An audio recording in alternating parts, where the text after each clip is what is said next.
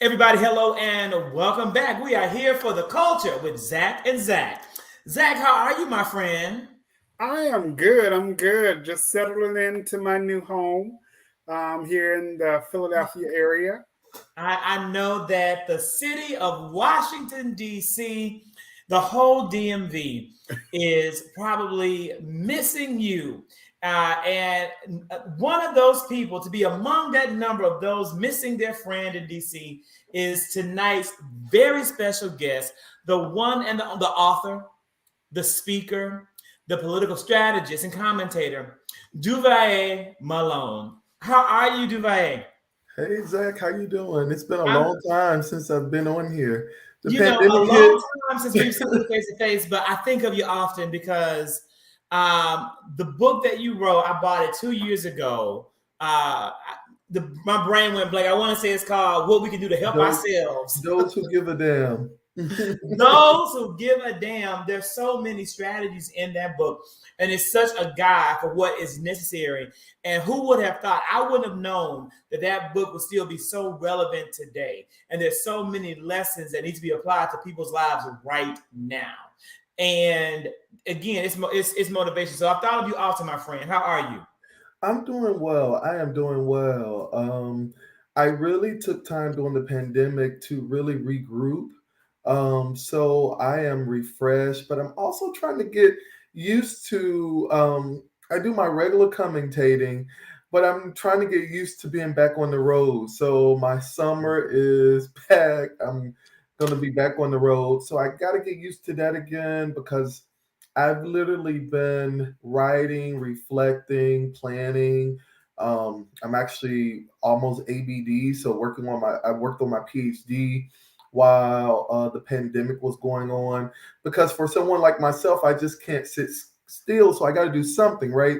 So a lot of great things happened during the pandemic. So I'm excited to get back on the road and excited to start back making appearances to things like this that I really took a backseat approach, and I kind of only did some of the mainstream actually commentating to give myself a break. I didn't realize how stretch I was stretching myself before the pandemic. And how much you were doing, but that's a whole lot, right? Like you're working on your doctorate, and you just wrote a new book that we're going to talk about.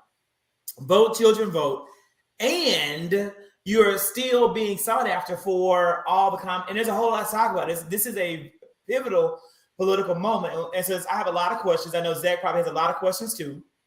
You say you blurred your background, Zach, because you could clean up your house. Don't start with the shade. Don't start I'm with the shade. asking what happened.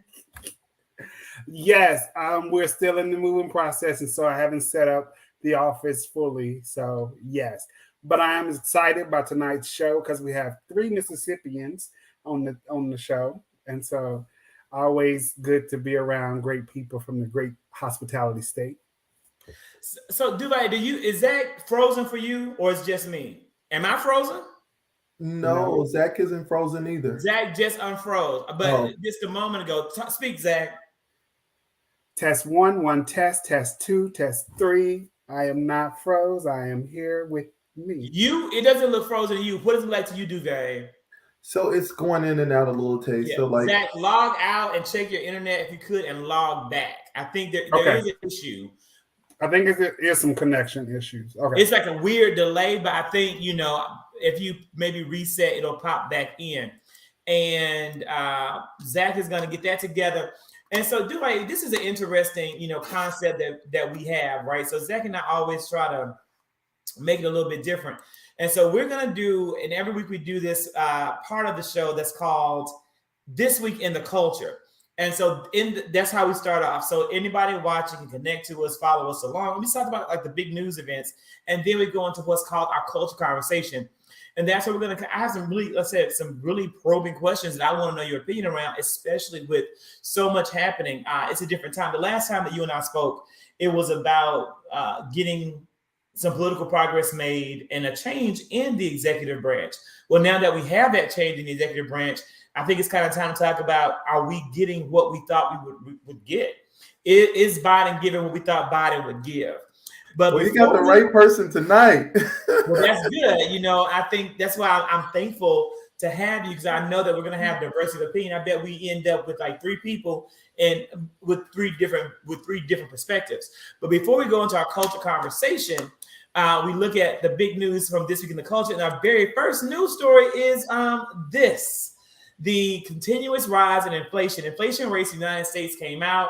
We saw that a number of things have gone up drastically. I think 23% increase in gasoline prices from this time last year. We also know that there was noted in the inflation rate the change in travel, specifically by plane. We also saw the increase in eggs was the actual commodity listed in terms of its increase. I want to know from you guys, what do you think about this continuous talk of inflation? How relevant is it, and how real of an issue is it for the American people right now, especially as we're talking about vote, children, vote? Because again, this is May, primary month in America.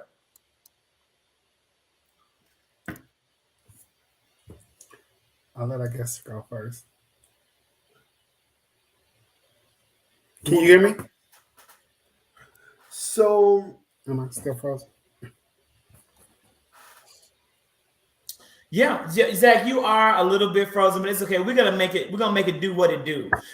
People say that you alphas are often known for this freeze up that you guys are doing, that you're doing, and we'll just let it be ice cold, too cold, and all that and all the things that you say. Dubai, what do you think about this inflation? What are your thoughts? Because I have some thoughts too. Absolutely. I think we really got to hold political leaders accountable. And I know I said that in the past when I was on here, and I'm saying it now. When we look at inflation and what's going on across this country, Joe Biden can initiate regulations and executive orders that will mandate a cap on gas prices in this country. And he should do that immediately.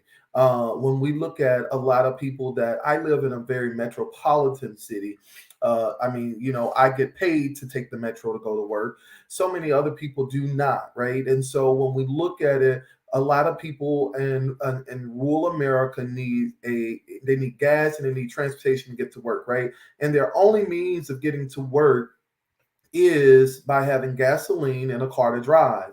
And so when we hear this administration talk about, therefore, the working class, therefore the poor, therefore those that are underprivileged and underserved, they are a lie.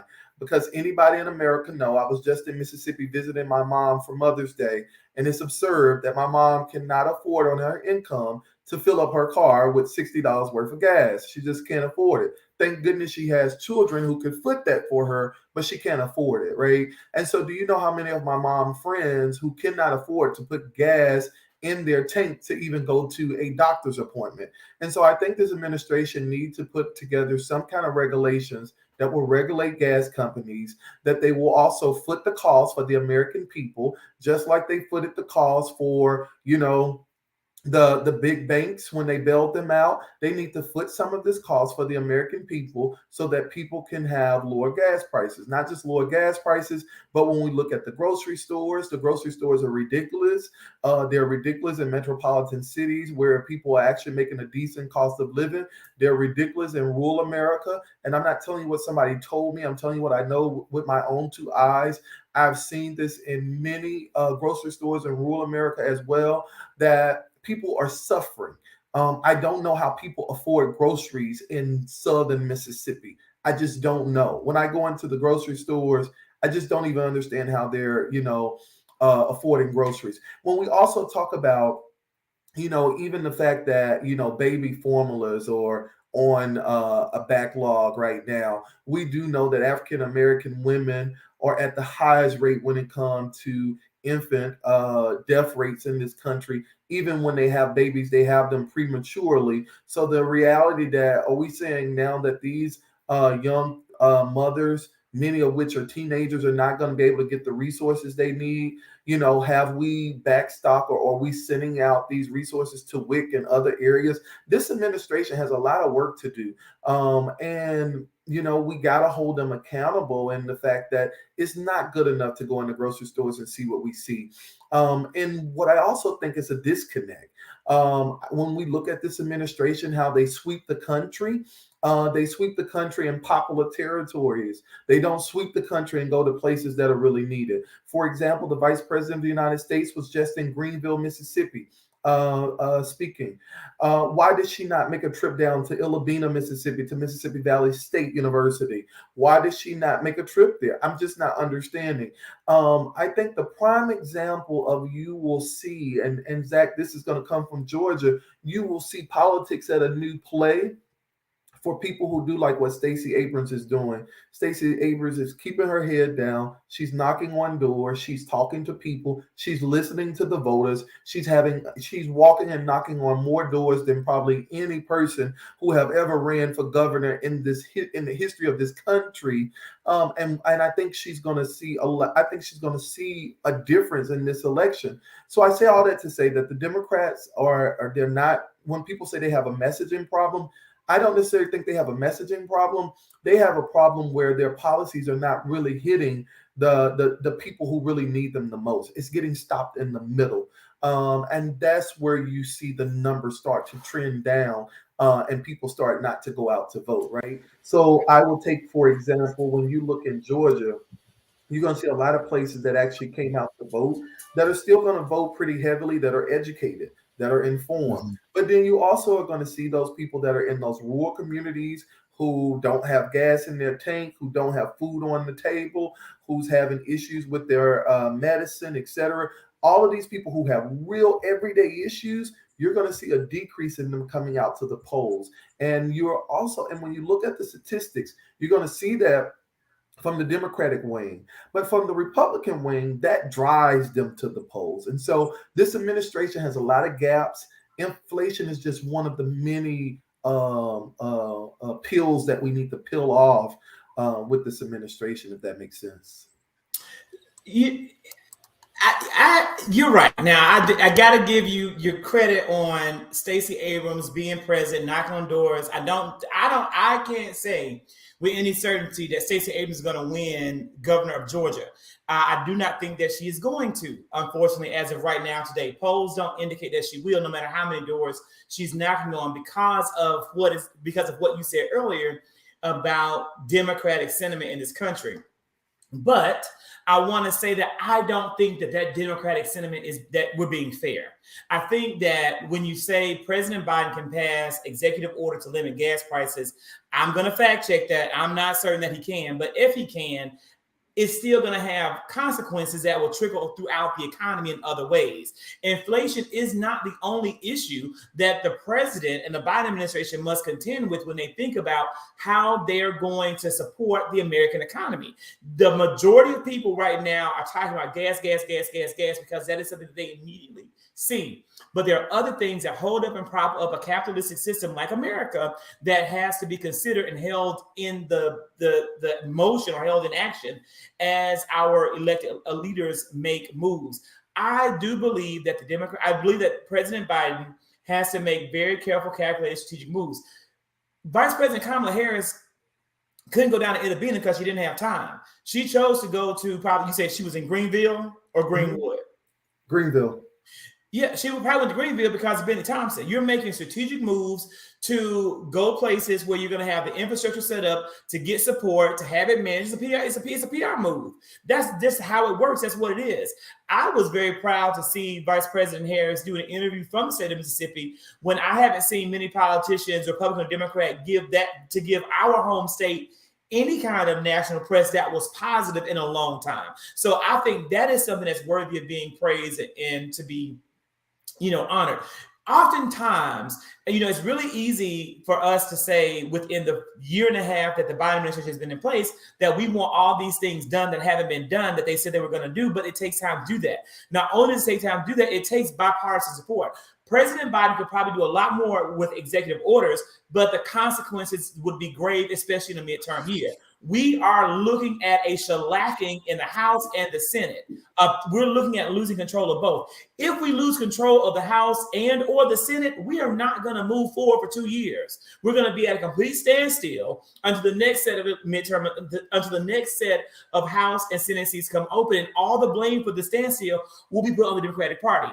This is how politics work. President Biden cannot do things that are not going to have a cross-board appeal. That's why, again, as much as I may want student loan forgiveness, I have to understand that the polls don't indicate broad support for this legislation or executive order to happen. It's not across the board supported. It's not there. Would an executive order, if it's possible, I'm not saying it's possible, if it is possible, would an executive order limiting gas prices make people feel good in the temporary moment? Yes. The exact same thing happened when President Biden released oil reserves. Gas prices went down, 20, 30 cents? And who cared? That 20, 30 cent didn't make a huge impact on the American pocket. I didn't hear people broad across the board praising him for this decision. No one really said this was a good thing, but a lot of climate control activists said it was a bad thing. So everything that he's doing and everything that he can do is going to make people angry.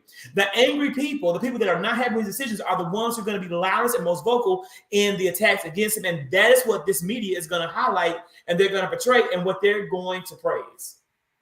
And but I do think, and I want to just, my last point is, I do agree and do feel as though something should be done to help supplement the American people at this time frame.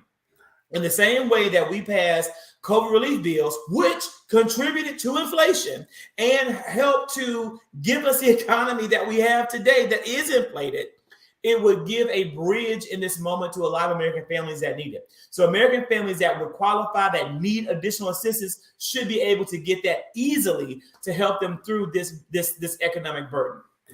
Absolutely. And when we look at, the president has the ability to use the executive pulpit to begin to make blatant, what we call declarations, right? Those declarations are then used to begin to move the needle for the conversations in the House and the Senate, in which we have, majority in one and barely in the other. I think this administration has to begin to really trickle down to be able to tell these everyday stories. And Zach, where I'm coming from, in the perspective I'm coming from, I'm actually working on, and I'm gonna spin it here, a documentary of the aftermath of the Mississippi Delta. And the reason why I use that example of the Vice President Kamala Harris is that you are right. Too long we have played politics, and we end up, being in office here, one season we lose one season, and it's just this juggle war here. The reason why I use that example is, of course, we know she went to Greenville because of the infrastructure, et cetera. But we have a historical Black college and university that's seated in Illabena, Mississippi, and that's Mississippi Valley State University. We have brought major leaders to other parts of the state. I think it's important that the vice president, she pause to see the aftermath of the Mississippi Delta. Those stories are not being told as much as they need to be told. How people are really living, how people are really breathing. My friend Katina Rankin did a documentary about this town outside of McGee, Mississippi, who didn't even have a grocery store. The closest grocery store was about an hour and 30 minutes away. And these people have been living like that for almost, it was like 15, 16 years. She did a documentary and it brought attention where lawmakers started to take a look at it. I think it's important. And I think that we have to really hold leaders accountable. Leaders know what's in their district. They know. They're not crazy. They know what's in their district. But Duvae, that's true. But on the other end of it, Mississippi is a Republican stronghold. No. Again, and not only is Mississippi a Republican stronghold, it is a state. It has more Black people per population than any other state in the United States of America. So again, we can say all these things that President Biden and Kamala Harris, neither one of them being Mississippi residents or Mississippi politicians, should have done in Mississippi to visit a school that probably wouldn't have given any benefit back to them or the work. Would it have made people feel good? Yes. But does Kamala Harris actually need to go to intervene in Mississippi to know the plight of Black people in the Delta? I would say not necessarily so. It would have been a good PR move. It would have made people feel good, but I don't even know if it would have translated over into votes. When I saw how Mike Espy lost what should have been a guaranteed win for him in that state, considering the Espy family name in Clarksdale, considering all the legacy of achievement of this man's accomplishment, and he still lost, it makes me say that it's very important for Democrats like Kamala Harris and Joe Biden to continue to win. They have to be strategic. They have to put their energy, their money, and their time in places that will give a yield to them. You could literally spend every day knocking on every door in the state of Mississippi, the way that Mike Espy in his campaign did, because they ran a great campaign, and still lose. So I don't want to see our vice president wasting her time in an area where she's not going to win. That would be it. And this is not a jab on our beloved home state of Mississippi. She shouldn't go to Wyoming either. She shouldn't be running around up in Idaho either. She can't be playing games in Utah because there is no value. Those states are not going to switch over. To be honest with you, she can't play games and play around in West Virginia either. 70% Republican and still only having Manchin in place as a plan. So if that was the approach that we were going, she should have set foot in Jackson, Mississippi, right? That's what she really should have set foot in. So my point I was making. Well, she was doing it for Benny. She was doing it for her friend Benny Thompson. No, but that's his district. Right. But do you see the mentality that is running that district? So to your same point, if people knew like that, to your same point, she did that because, hey, she was fulfilling an obligation from Congressman Thompson. Get it, got it, right? But do you see the mentality of the people who are leading us to say, is this an opportunity to actually shine to use the PR that was there? Because one thing that I know about PR, Zach, and I work in this industry, I've seen journalists move the needle and get grocery stores in places. I've seen journalists being able to move the needle and get businesses in places. I've seen journalists be able to push politicians to be able to say, you know what, you need to answer the tough questions, right? You need to be able to tell me why this is not happening. So my greater point there wasn't even necessarily about, why it didn't happen. I totally understand why it didn't happen, but I want your viewers to understand, and those who are watching, and some of them who may even be Mississippians, it's still important to raise those stories, to tell those stories, because this is how everyday people are living. I'm not talking about elections. I understand how we win elections, right? We have to go where we strategically have a footprint. We have to go where it's going to be PR that is going to affect the national level. It's not going to affect my House or my Senate that I have. It's not going to affect my governors, right? But I want your viewers to have a perspective that when they're in these communities, the reason why I wrote that book was I need people to give a damn about those issues, right? We may understand that the president may have to be strategic. The vice president have to be strategic. To your point, they shouldn't be in all these places, right? They should be strategically position themselves to be able to have this national pool to keep the national agenda of the Democratic Party going.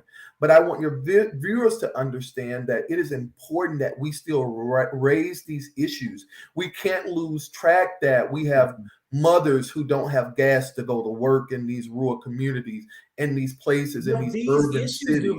are also like this. These are also like state issues and local issues. And again, I am a proud Mississippi native. I'm the only member of my immediate family to not live in the state. So the issues that you talk about, my family, they're impacted by them personally. But at the same time, President Biden and Kamala Harris cannot fix those issues. They can't make a grocery store happen in McGee. The call for these national issues, there is an onus that also exists right there on those state politicians, but not only those state politicians, but on the people of that state that allow those people to sit in office. The darn abortion ban that we're about to have occur in the United States of America is from our home state of Mississippi. This man, Tate Reeves, as governor, should, again, I don't want to see a conflation of the issues. Our elected leaders, our presidential administration has a limited amount of time to do a whole broad scope of work. And they have to prioritize their commitments and their issues and what is most important for this administration. And as we look at how to improve the inflation and how to bring those prices down, what would be the most effective way of getting that word out? And I don't know if it would have been, pandering to the needs of Mississippi at this moment. I guess all that to say to wrap it up in the bow, because we've gone over on this issue. No, I agree to that point, Zach. I just think when we talk about that, to put that into context, you are exactly right. When I'm talking about President Biden and Vice President Harris, I was talking about an actual event that happened there and doing a comparison. But I do believe that we have to hold people accountable on every levels of government, because as funding is also appropriated, let's also talk about this, Zach. Just one point in. Fundings that are appropriated through different parts of the federal government that are coming down, a lot of COVID funds that are coming down. These fundings are being appropriated through their federal offices, through the federal congressmen, etc. People have to also hold their federal leaders accountable to make sure that the funding is being appropriated across the different districts correctly. It went to state leaders. It went to state leaders. So that onus lies on like Tate Reeves, in Georgia. Brian Kemp, our governor, withheld lots of COVID funds that he's now giving out to bonuses to teachers, bonuses to firefighters, and he's being seen as like this great hero when he used the money that was given to him by Democrats in Congress because no Republican voted for it. That's why I'm saying, again, we have a continuous conflation of reality versus what is being told. And again, like you said, I do believe the Democratic Party's number one issue in America right now is messaging. It is 100%. Cynthia says it's storytelling. That's right. It's the messaging. People don't know that. People enjoy it. And again, I feel as though it's our responsibility to get that word out. So yeah, the money is there. There's a whole lot of transformation that could have happened in Mississippi, that should have happened in Mississippi, but it didn't happen because it was at the wrong time. That money would have been seen as being from the Biden administration. Now Tate Reeves can now use that money to do different things where it will benefit Republicans. Those are the wrong type of politics. Democrats have to be political. They have to also play politics. They have to make smart political decisions. If Kamala Harris going to Greenville would have resulted in a Democrat continuing to hold that seat, go to Greenville for a Democrat to hold that seat. Zach, let me ask you guys this question. How do we move the needle in these states for, this is something I've struggled with over the years. How do we get people to vote in these state and local elections to elect the right people? I've had friends who've given up their careers to move back. They're well qualified. They've worked on the Hill. How do we move the needle to be able to strategically start motivating people in these states that, well, we know that we have the Black votes, or we know we have the votes, but how do we then move the needle for a takeover? We have to understand how voter suppression, disenfranchisement works. We have to look at the history of Mississippi as well, right? We can use Mississippi right now as the home model because, again, Mississippi has more Black people per population than any other state in the United States of America. Those Black voters who vote overwhelmingly Democrat, but a lot of Black people do not vote or go out to vote in the numbers that we would want them to do so for every single election. And again, there's a continuous movement to disenfranchise Black voters happening that is well placed in Mississippi. Not only do we have a history of violence that our parents are familiar with, that our grandparents lived through, but those stories trickle down. That was a whole massive level of trauma around voting that still exists and endures until today. There's a scar tissue over the souls of Mississippi Black people around voting in that state. In addition to that, you have continuous media play to discourage Black people from voting. And you have constant efforts to sow seeds of division among the Black community themselves to make them not vote. To me, every time someone out there talks about the Democratic Party in a disparaging way, without acknowledging the fact that the vast majority of elected officials in this country who are Black are also Democrats, they're a part of the problem. The Democratic Party, because many people want to be seen as fair, they want to be seen as balanced, and they want to misalign the Democratic Party in regards to what they have and have not done for Black people, portrayed in a way as though this party owes Black people so much, without looking at all that this party has done for Black people, or how this party allows Black people, by right of government, to be leaders in the party, where the other party and other parties don't do that. We oftentimes focus on Democrats, and what they are not doing, but we never turn the corner and focus on the other party that caused the problems that we're fighting against in the first place. Like, again, we know this week the abortion bill did not pass in the Senate. It had no hopes of passing because it had 60 votes.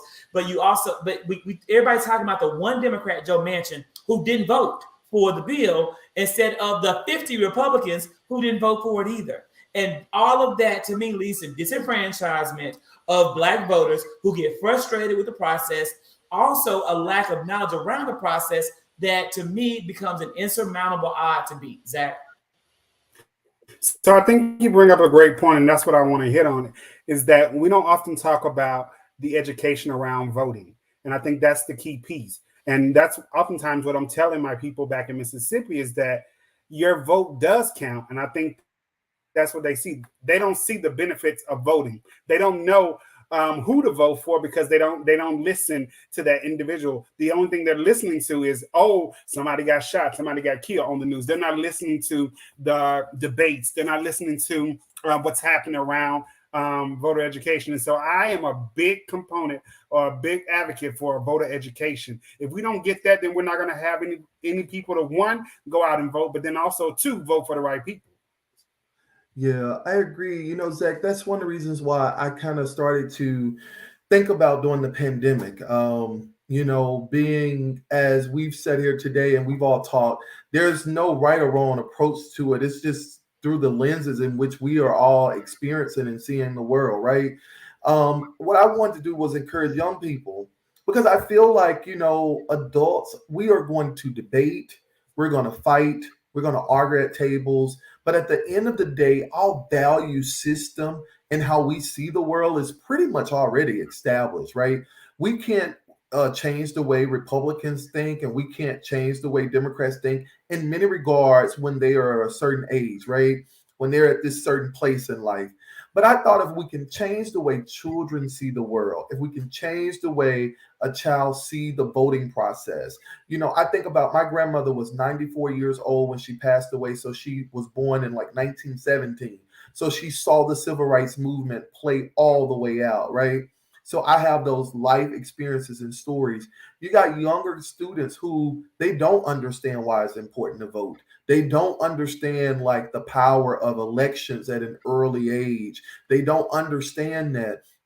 And I think as we're having these debates, and I've been in politics since 16 years old, and during the pandemic, it really hit me that I've been at tables with people who are probably going to die with the same mentalities, right? We see them now on both sides of the aisles as Republicans and Democrats. Some of them have the same views that they've had for many years, and you can't change it. But if you can change the way young people see the world, if you can change the way, and to your point, Zach, how we advocate and voters' history, not just for the people who are voting, but catching a generation, because I'm afraid that Zach and all of us, we're going to fight, keep fighting, and our voices will be heard, and we'll educate some people, but we'll have a generation that will be lost if they don't understand the power of the vote. Because we have a generation now who is a very polarized generation, right? They live through social media and sound bites and all this other approaches to the world, which is great because they have access to things at their hands. But I think if you can start catching young people and showing them the power of running for elections in schools, and then the power of the vote and the history of the vote, you are able to ignite a fire in young people, that they, at least a seed was planted that could be watered later on. Because if not, we're going to lose another generation. While we're trying to save this generation, I think we're going to also lose a generation. And so that's one of the reasons why, Zach, I've really focused some of my attention and energy to the youth and the young people, and how do we start molding them to think and to have these, different approaches to solving problems and understanding the role and responsibility of being a public servant, and not just in one arena, but in so many other arenas, right? And what that looks like. That's important, because we can sit and debate all day about what current issues are happening. And we're only going to move the needle so much. And we see that with every administration. But I also don't want us to lose sight of the next generation of leaders who need to be invested in and need to be mentored and sheltered. I think that's important. I think that we have, I'm very active, on TikTok, and there are a lot of young people who are also very active on TikTok, and they were instrumental in President Biden getting elected across the country. The Democratic Party, and again, I am not going to deny the fact that there's a lot of work to be done. I'm very disappointed in the Democratic Party, Duvay, as well. I'm angry that the Democratic Party allows losers to lead the party. And that's a direct attack on Jamie Harris, and I'm not afraid to say it. And I'm sure he's a great man, great guy, probably a good old human. But he hadn't won no elections, right? You didn't win. Howard Dean, once upon a time, was also the head of the DNC, and he was a famous loser too. He couldn't win. We need winners, people that know how to win, how to mobilize, how to get results in the lead of strategy. And until we get that, we're at disadvantage. The Democratic Party saw the influence of children on TikTok and completely chose to ignore that influence. And now those young people are being turned away. Those young people are now saying, I'm done. I'm not ever going to vote again. I'm never going to get involved, because they worked hard, and that hard work was in no way recognized. And that's exceptionally disappointing to someone like me, who is a very big component of young adults being a part of the political process. So I agree with you, and we are going to lose them. But I think that they're not going to necessarily lose their passion. They're just not going to vote in a particular way, one way or the other. Those are votes that will be lost. Personally, if America ever has a chance of becoming more progressive, it will be through the power of these young people, because they are extremely committed to progressive ideas. And as much as I may dislike Senator Sanders of Vermont, he's a big part of why that has happened. He really motivated these young people and really impressed upon them their involvement in the political process.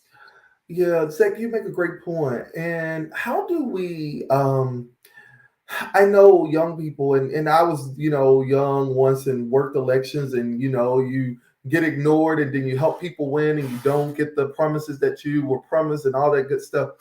But how do we move the needle? And I ask you this because I know your background is education. And I do agree with you. There were so many motivated young people, young women, really moving the needle this last election. And I'm talking about, you even saw some young people who couldn't even vote were, helping and, strategizing. And a lot of times now you hear the stories that they feel like, oh, we've been forgotten, or we've been put to side or ignored. They haven't been invited into, to be able to bring their ideas to the table. How do we, even, people like myself who have some mediating influences, how do we continue to help move that needle forward when they're not invited there, right? I've always struggled with that. And how do you, because at the table we talk about the need for this advocacy and the need to start bringing in these people. But Zach, to be honest with you, the same popular people who were on, TikTok and Instagram or activists, they are the ones who are invited to the seat. And we can't, it's just really hard to move the needle. How do you start breaking through those barriers, Zach and Zach? We need more tables. That's a big piece of it too, right? Like, it's our time. It's our time. It's time for Duvay, Zach, and Zach to create tables that will be vehicles for youth involvement. That's going to be training ground and mentorship opportunities for young adults to learn how to get there faster than what we were able to get there, and be able to achieve more of an impact than what we were able to do. Because the hope is that every generation to come is better and stronger than the generation above. So that is, to me, number one, right? So that's a big focus of what I attempt to do by being involved in the Atlanta area politics, but also being very cautious in my messaging and in my commitments to politicians. Yeah. I made, Zach, you're going to say? No, I was going to agree. We definitely need to create tables, because at the my point is, oftentimes we can have a seat at the table, but if we don't have a voice, then that seat doesn't matter. So if we're not having a seat and no voice, then let's create our own table where we can have a voice and a seat and bring others in on that, and they can have a voice as well and a seat, and we can create some powerful change that we need to see. So, because to Zach's point earlier, every table is not in DC, right? So you need those local tables, etc., right? You need those tables in some of those locals communities, because every table is not going to be this national table, right? Because some decisions are more powerful even at a state level. So if that's us, partnershiping and working in these state levels, and also, Zach, I find it finding allies who are already doing things in that community, right? Because a lot of times there's nothing new under the sun. There are also resources in those communities that's been the glue of those communities for a while. And really, I guess, identifying those. I know I've done that in the past, identifying those and then connecting those to the resources that they need. And then they become self-sufficient and independent, right? I know a couple of nonprofits down south that has become independent, and they are making really good impact in their community. So I also think the other piece is not starting from scratch sometime, but partnering with people in those cities that already have that table set up, right? I agree. We need to make a commitment right here as three men from three different parts of Mississippi, right? Each of us have a portion of that state. That's right. Because Duvet, you're from Natchez, correct? From Fayette. So, Fayette, right. So, yeah. right, boom, one part of the state. You got the South. Zach, you got Central in Jackson, and then boom, I can have a little bit further up north. We need to really make a focus and an effort on recruiting people in the state of Mississippi to coalesce together and really focus hard on getting good, strong leaders elected. So, yep, Candy has Mississippi family in Fayette as well. So, you guys may be closer than you think. Now, one thing that I want to say and talk about while we're here now is the reason why we're here is to really dig and talk about Duvernay's latest book. Now, if you haven't bought those, give a damn. A Manual for Making a Difference. You need to get it. You can get the book. I know it's on Kindle. It's also on iBooks, correct? Yeah. Now, Vote Children Vote is the new book coming out. Tell us about Vote Children Vote, and can we also get it on iBooks, or is it only on Amazon and Kindle? Yeah, you can get it on iBooks too. Yeah, and it's in. I got to give you a list, but it's in quite a few Black bookstores across the country too. One of the things, how this book came into play, I always like to say I like to listen to my God voice, and when I'm frustrated, my God voice speaks, and it really works. That's one of the reasons why Those Who Give a Damn is doing so well, because I wrote that book right after the Emmett Till rally I organized in Mississippi, and so there was some passion involved, and it did really good. I was sitting out during the pandemic, and I had this idea for a while. Probably 2 years before the pandemic, I had in my notebook, Vote Children Vote. And it came after a conversation that I had with Congressman with Lewis at the time. And it just was there. And so I dedicated the book to Congressman Lewis, of course. But it took me a minute I'm busy and, working and on tour. And so during the pandemic, I started to see how, Donald Trump was running this country, how politics played into play, understanding the power of the vote, and understanding the demographics of the voters. And there are a lot of areas when people don't even show up to vote, and there are so many different components of that. We also talk about, we look at the John Lewis voting rights bill that still can't get passed. I've been, like most in Washington, I've sat at some really powerful tables, and we still don't get anything accomplished. And I was like, God, how do I do my next piece of work that will really be an impact for generations to come? When we look at the Congress, the CDC, they average the age of 70 plus years old. And the reality is they already have their mindsets and and the lenses in which they see the world, and the ability to change the lenses in which they see the world is very hard sometimes, right? It takes them a long time to get through positions, to get to a new position in things on certain issues. And so I decided to write a book and tell a story. And so the book is about a young boy named Tim Rosewater. And he is a young boy who is bullied at school, but finding his voice at the same time.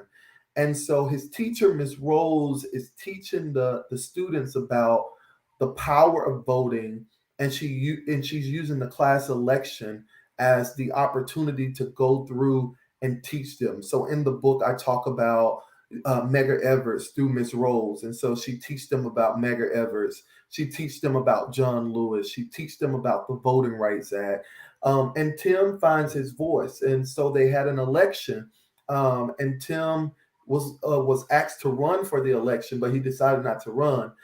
And at the end of the book, which is going to go into a second part of the series that I'm writing, Tim will determine that his name was written at the end of the book. His name was written on a pamphlet. And so the next book, they're going to learn about write-ins. They're going to learn about the power of that. And they're going to kind of go into learning about women history. But the Vote Children Vote was just really a body of work to say, you know what, I've sat at tables and I've debated and I've done all of this, work across the aisle. But now it's time for me to really impact the next generation of leaders. And so, I've been mailing the book to school districts. I've been giving it away. I'm not in this book business to make money, but to spread a message, and an authentic message that, kids can find themselves in the book. They can understand the seeds of voting. I think about my grandmother sharing with me civil rights stories. And that planted a seed in me to want to chase some of these civil rights cases. And I believe that's why I have the voice that I have today. So I do believe that there's power when you're planting seeds early on in young people. And those seeds grow. And as they grow in life, they meet people like Zach. And Zach is an educator, and he watered the seed, and he, encouraged them. And then they go to college and they meet other people, and the seed bears increase. And that's the idea of this book, is to plant the seed of the power of voting, the history of voting, and also to make sure that the next generation don't forget the stories of old, right? To forget that Medgar Evers died in the driveway of his house with Jim Crow must go in his hand and voter's registration in his briefcase, right? This is a day and time where, John Lewis, I mean, we all know what happened to him on that bridge in Selma, Alabama. And with John Lewis, passing away, I'm afraid that generations to come, if their history isn't taught, they could definitely not know who the late Congressman John Lewis is, and just the power of, the progress that our race have made in terms of voting, which also makes it sometimes a little difficult and frustrating when you see the lack of votes from the Black community. So it's like, instead of talking about it, I figured I would write about it, and encourage another generation in hopes that I can save them and that they won't miss an election throughout the course of their life. Yeah, I love it. The past is so important, and it's so. But here's a thought, and we're gonna run out of time, so we're gonna, Duvet, do you have 15 minutes to give us on IG Live for the after show?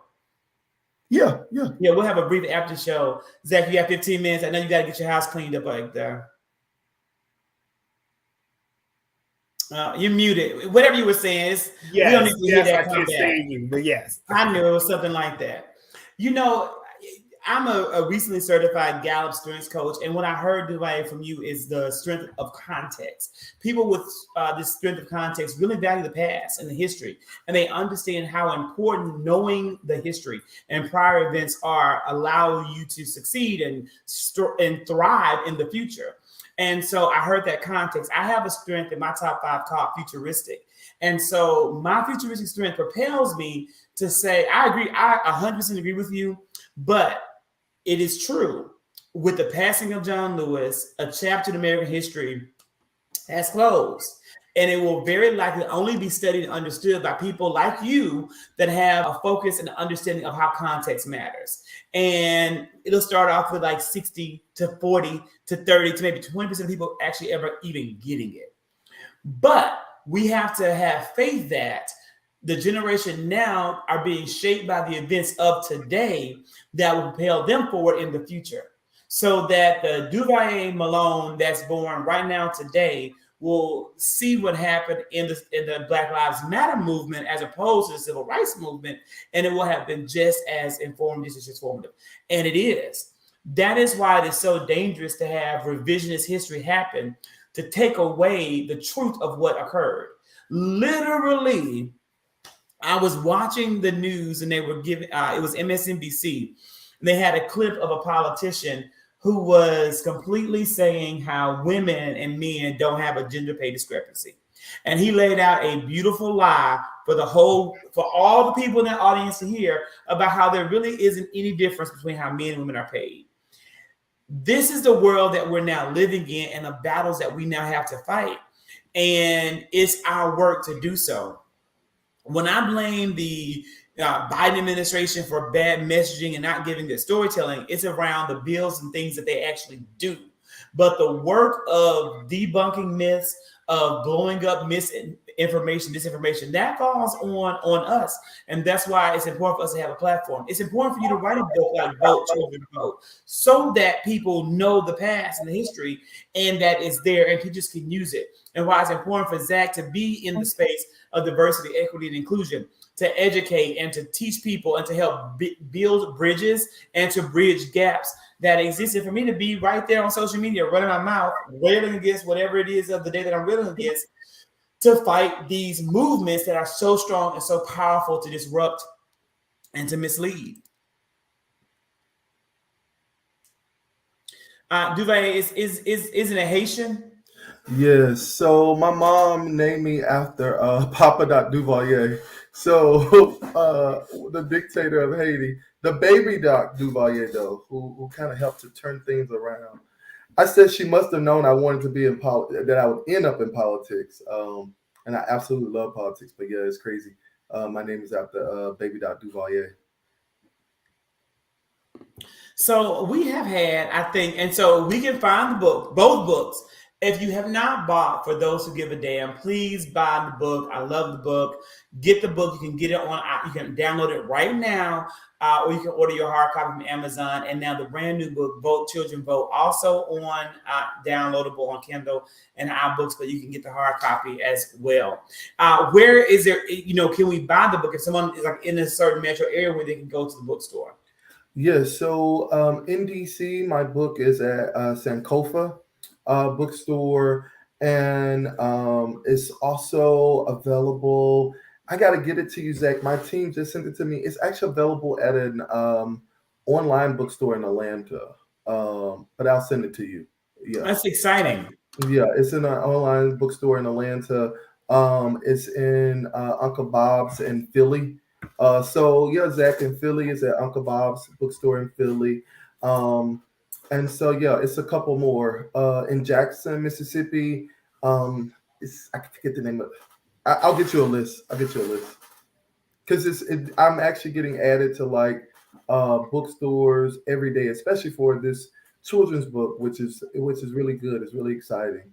And it's because it's really needed. This is huge. This is really, really needed. So I can't wait to see this continue to grow and spread and become more foundational in a lot of curriculum places all around. Because again, our children need this type of civic engagement early. Absolutely. And Zach, if you have any, educators who are watching me, hit me up.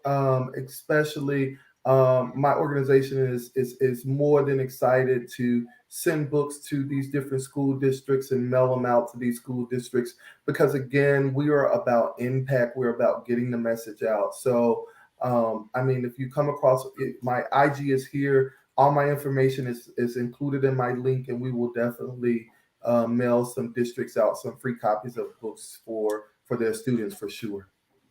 That is so exciting. So I know we're going to continue this conversation on IG with a focus on what can we do to increase engagement of young people in the voting process and education in general. So please join us on IG. You can follow me on IG, The Zactivist, Duvalier at Duvalier Malone, and Zach, of course, at This to Be Great.